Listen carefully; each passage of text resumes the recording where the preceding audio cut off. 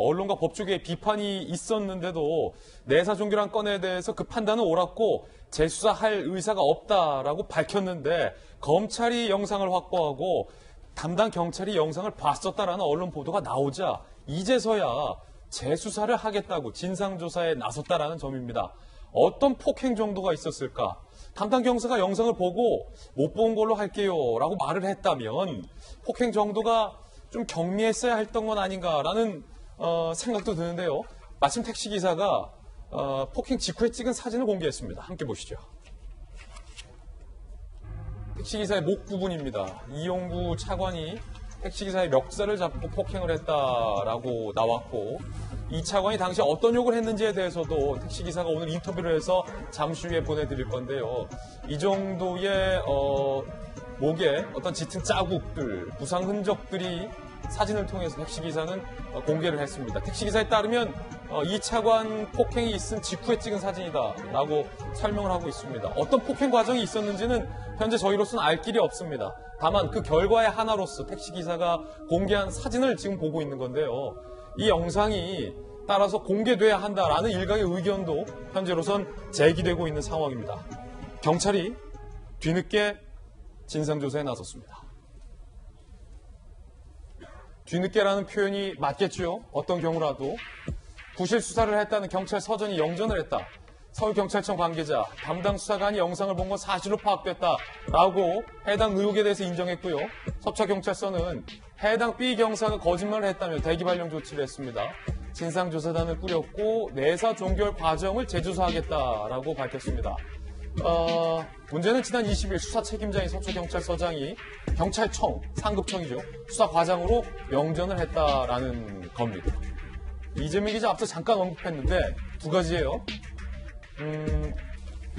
경찰 스스로 지금 다시 진상조사를 하고 있는데 과연 신뢰해도 될지. 왜냐하면 수사 책임자인 서초경찰서장이 영전을 했던 인물이기 때문에 과연 스스로 재수사하는 것을 신뢰할 수 있을지 첫 번째.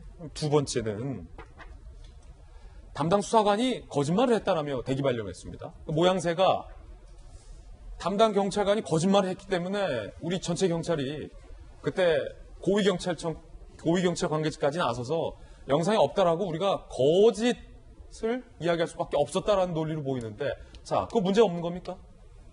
문제가 분명히 존재하는 거죠. 그런 점에서 지금 과연 아까도 얘기했지만 과연 경찰의 지금 재조사, 재수사를 과연 믿을 수 있느냐 이런 부분이 존재하는 거고요. 진상조사를 과연 어디까지 신뢰할 수 있느냐가 존재하는 거고 그러니까 조금 전에 손재민 선수 말씀하셨지만 저도 이용구 차관의 사건 당시에 경찰이 좀 부실하게 수사했지만 과연 그것이 꼭 이용구 차관이 뭐 전 법무실장을 알았고 그렇기 때문에 봐주기로 했다로까지 가는 건 좀 무리가 있는 거죠. 논리적으로 성립이 안 될 수 있는 거죠. 근데 중요한 건 이게 의혹이 제기된 다음 문제입니다. 그 다음부터 당연히 경찰 입장에서는 이게 봐주기 수사 아니냐 의혹이 제기되면 당연히 그런 의혹이 제기됐을 만한 이유에 대해서 오히려 거꾸로 조사를 해야 되는데 택시기사 불러보고 과연 영상이 다 있었는지 다시 한번 블랙박스 업체도 찾아가보고 하는 게 당연히 경찰 수뇌부가 그 의혹 제기에 대해서 해명을 할 때 해야 할 일이었었는데 그런 과정이 전혀 없었던 거죠. 오히려 거꾸로 영상은 없었다. 그리고 처벌 불원서가 있었기 때문에 택시기사가 처벌을 원치 않았기 때문에 내사 종결하는 건 아무런 문제가 없었다. 그러면서 판례를 제기하면서 지금 어쨌든 2015년에 특가법이 개정되면서 거기에 명문화돼 있던 겁니다. 승객을 승하차 할 때에 잠시 멈추는 것도 운전 중으로 본다.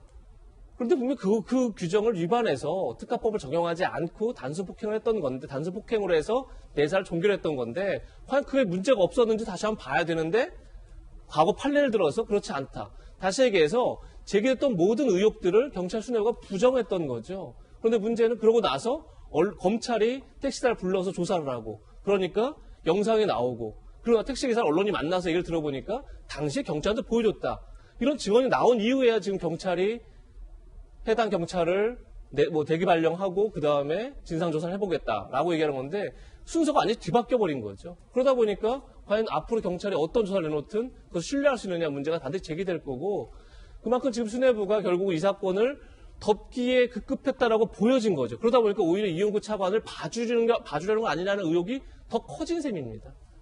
그런데도 과연 경찰 수뇌부는 지금 어떻게 응답할지 뭐 윤통근 실장의 고민이 깊을 거다 하지만 고민의 문제가 아니라 경찰에 그야말로 조직의 명운이 걸린 거죠. 신뢰의 명운이 걸린 거죠. 그런 점에서 경찰이 어떻게 이 사건을 다시 대응해야 될지 굉장히 심각하게 고민할 때가 아닌가 싶습니다. 조금 전에 박지원 대변인 택시기사가 공개한 이 목덜미 사진 보셨잖아요. 네. 어떻게 보셨습니까? 이제 뭐 보시는 분에 따라서 좀 다를 수 있지만은 저는 일상적으로 뭐 쉽게 있는 멱살잡이로 생길 수 있는 그 상처가 아닌 것처럼 보여져요. 그러니까 상당한 압력이 좀 있어야 저 정도 상처가 좀 나지 않을까 싶은 생각이 들어서 그 영상을 좀 저희가 좀 다 봤으면 좋겠다는 생각이 들어요. 얼마나 심하게 목덜미를 잡았으면 저런 그 상처가 생겼을까. 그리고 그 초동 수사 단계에서 저희가 언론 보도에 의하면 저 지금 목덜미 사진이 그 다음에 저 택시를 탔던 어떤 승객이 찍어줬다고 언론에 보도가 되고 있잖아요. 그러면 초동 수사 지나고 나서 서초경찰서에서 첫 조사를 했을 때 이미 승객을 하차시키고 운행이 종료됐다는 거는 새빨간 거짓말이 되는 거예요. 이미 그 이후에 이용우 차관을 하차하고 내리고 난 다음에 저 사건이 있고 현장에 갔던 경찰관의 조사를 1차 조사를 받고 난 다음에도 저 택시기사는 다시 영업활동을 했던 거니까. 그러니까 제가 볼 때는 하나도 맞지 않는 저런 일들이 생겼다라는 생각이 들고요. 저는 그것도 그렇지만 지금까지 이렇게 시끄럽게 오면서 이용구 차관이 미니스트리 오브 저스티스 아니에요. 법무부 차관 아니에요. 본인은 이 사건이 있고 다음 날부터 저 영상을 보고 영상을 좀 지워달라고 택시기사하고 합의했다는데 왜 여지껏 국민들한테 한마디 안 하고 미안하다는 말을 그냥 SNS 통해서 툭툭 던지고 여태 그 건에 대해서 얘기 안 하는지. 글쎄 그게 법무부 차관이라는 고위직에 있는 사람의 입장으로서 저렇게 얘기할 수 있는 건가 싶은 생각이 우선 들어서 이용구 차관이 이 건에 대해서 어떻게 얘기하는지 그리고 이 건에 대해서 분명하게 좀 정리를 해주는 게 우선이다라는 생각이 좀 드네요.